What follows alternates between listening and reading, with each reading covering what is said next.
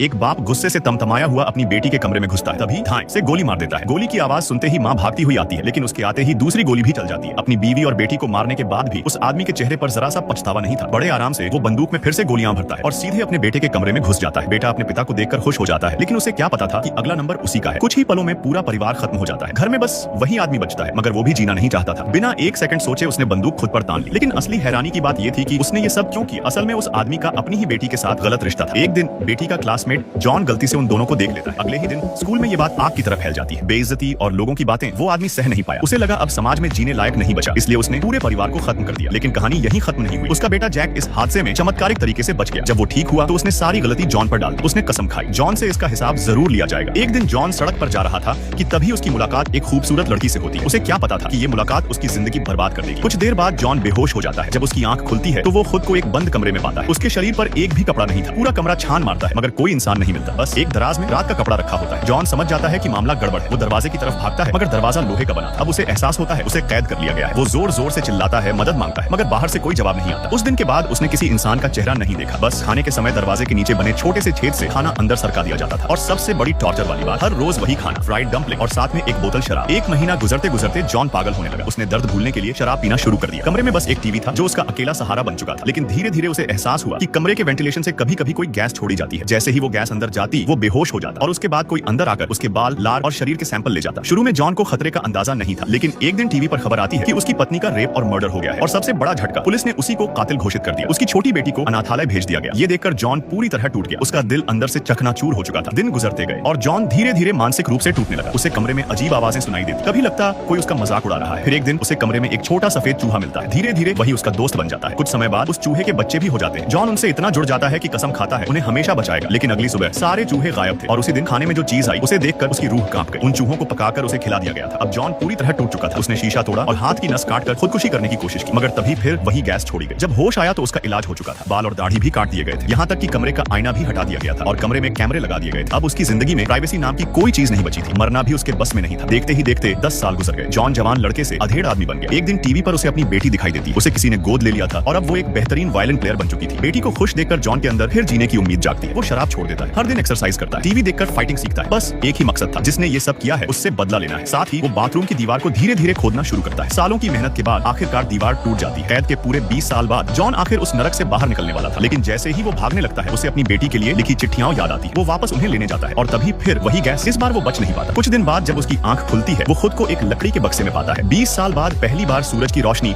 उसकी आंखों पर पड़ रही थी। बाहर निकलते ही उसे पास में पैसे और अपनी चिट्ठियां मिलती है। लेकिन उसे नहीं पता था कि असली खेल अब शुरू होने वाला है।